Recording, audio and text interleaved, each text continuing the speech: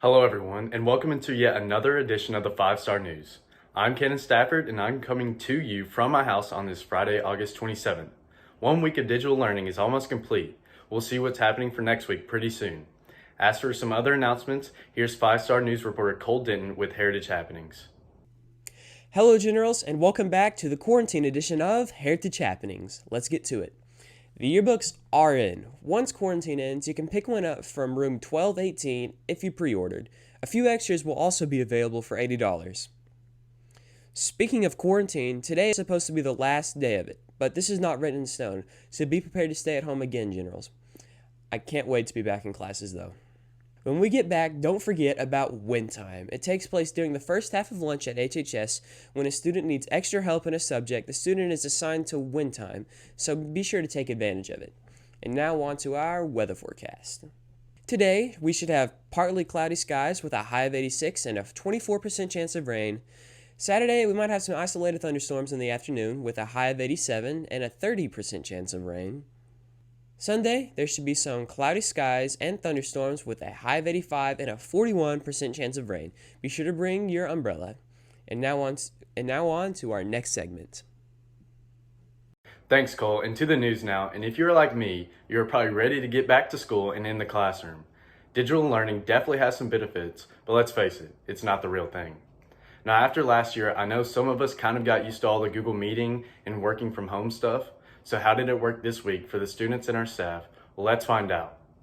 So far, students are doing well with our virtual learning. We've probably got 80 to 90% of students logging in to participate in their Google Meets. One reminder is not only do you need to participate in the Google Meets, but you need to submit your work through Google Classroom. We'll have some students participate and then not submit their work, so please make sure you're also doing your work.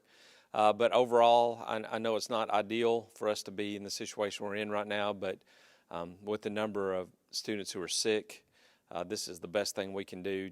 So digital learning in my class depends on the class. I've got a Spanish 1 class that really hasn't learned a whole lot yet, and so we're doing everything we can to work through digital learning. And so every day I give them at least something written to do on digital learning, and every day we meet on a live Google Meet. And like today we were in breakout rooms and they were talking to each other in little rooms and trying to figure that out. So I'm trying to make sure that they have some sort of interaction every day so that they're not just sitting on the camera looking at me talk, because I know they're going to zone out. So we do a little bit of that, but then they also have a little bit of written practice every single day. So it's kind of a combination. We have our Google Meets where we work and we speak and they work together, and then they have a little bit of practice to do at home that they're going to turn in so I can see what they're doing. Kind of feel like we all get our assignments all at like one time, and it's it's very stressful seeing all those notifications pop in at like just once. It's nothing like going into class and your stuff is right there in front of you. It's like waking up and seeing, boom, you got to do this and that, and you got to do that and this. It's very it's very stressful. I try not to overwhelm them. I'll never do more than a 45-minute Google Meet. I try to do one written assignment a day so it's not super overwhelming, but I know it's hard for everybody. I hope that it'll only last this week, definitely, because I don't think that I'll be able to pass if it lasts the rest of this year. Because last year it was really hard on me to do digital, just because with school you have to get up and go to school and you're kind of in more of a structured environment. But when you're at home, you don't, like, no one's making you do it, And my mom works all day, so she's not making me do it. Obviously she tells me to, but she's not on me all day about it. So it's easier for you to get behind. Sounds like everybody's doing pretty good, and we know Mrs. Petty's always has her stuff in order, so no surprise there. Moving on now to a pretty big announcement coming from our Student Government Association late last Friday. In case you didn't hear, votes were counted and our 2021 SGA officers were announced. Here's 5-Star News reporter Ben Dineski with more details.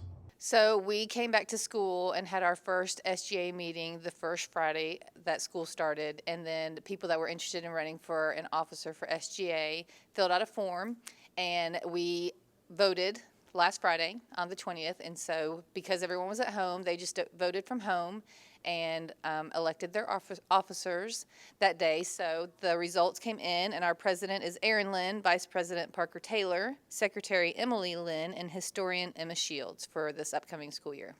I know all of these kids pretty well. Erin, who is our president, has been in SGA. This will be her 4th year in SGA, so she's a 4-year SGA member. So I've known her not only from having her in class, but for being in SGA. Emily is also a returning SGA, so is Emma. And Emma is actually maintaining the same position she had last year. She was our historian last year and ran our Instagram account. Follow SGA on Instagram. And so she takes care of that. And Emily, this will be her first time as an officer, but she's been in SGA, so she knows the scoop pretty well. And then Parker Taylor is new to SGA this year, but he's a great leader across the board anyway. He leads in band, he's in Beta Club, he's in NHS, so he's got a lot of leadership positions, and kids love Parker and know Parker, and he'll do a great job as vice president supporting everybody else. It feels great. I'm really excited to accept such a responsibility, and I look forward to seeing what I can do and how I can work with the other representatives to get it done. I really like being the historian. I run the Instagram account, and I think it's really fun.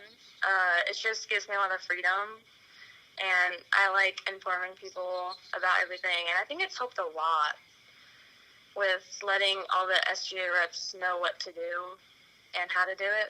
SGA does do a lot of different activities throughout the year. One of our big activities is homecoming. That's what we'll hit the ground running with right away. Don't know exactly how homecoming is going to look this year. We're going to have to play it by ear and work a lot with Mr. Bradford to figure out what that's going to look like. But we will figure out a plan, whether it's as big as it always has been or if we have to take some things and do things a little bit differently. So we also do the Emperor of the Taj during homecoming week. We've had the parade, which we'll have to see if that happens.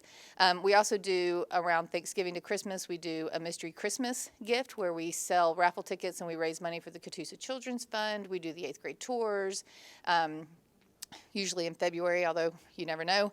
And then we do Teacher Appreciation Week. We do a lot of different things throughout the year that involve the school as a whole. That's what SGA is. We plan events for the school as a whole. I wanted to say thank you. I actually didn't think I was going to get it because I had some competition, and I was very surprised that I did it, and I was really happy, and it was really exciting, and I'm really excited to be a historian again.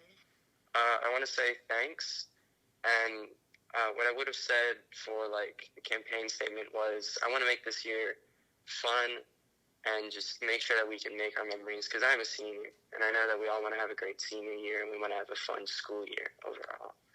So just thanks to the people who voted for me, and I promise I'll make it count. Congrats, guys and girls. I know you all will do a great job. Time to get in a commercial break now, but stick around because Carson and Tate will join us when we return with all of our latest general sports news. They'll give you a quick football update, so stick and stay. Sports is next. Welcome to Sports.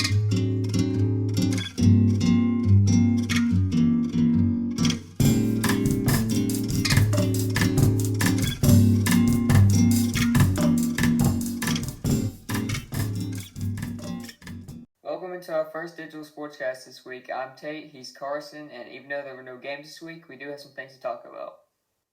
No games, Tate, but still some sports news coming your way. And we'll start with football. As you probably already know, the LFO game has been rescheduled for October 22nd. And as far as for the Ringgold game, here's 5-star sports reporter Tanner Eady with more. Because of the high number of cases, and once we went virtual, we did cancel all of our athletic contests for the time being, which means we missed the Lakeview game, which we were able to reschedule the Lakeview football game, and then we also missed the Ringgold football game.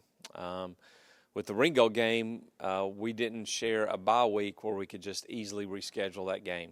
So what's happened is Ringgold released us from that game so that we don't take a forfeit, and they scheduled another opponent who was kind of in the same situation.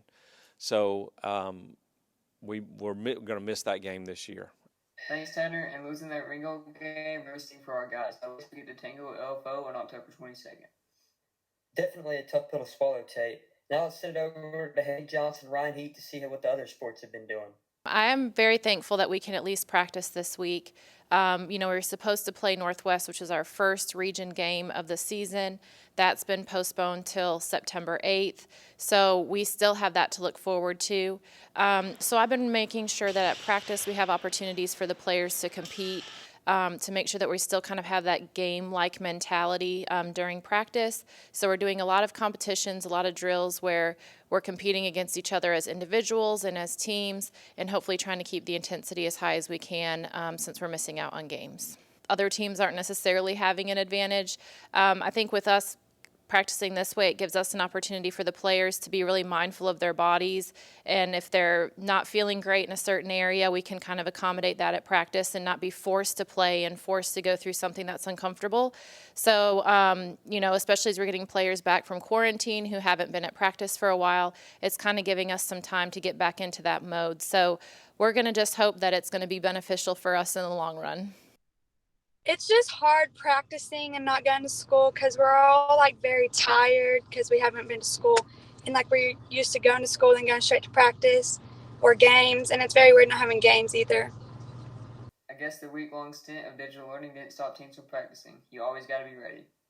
And with that, that'll do it for this edition of the 5-Star News. We'll be back hopefully on Tuesday with a brand new report. But until then, stay classy, Heritage.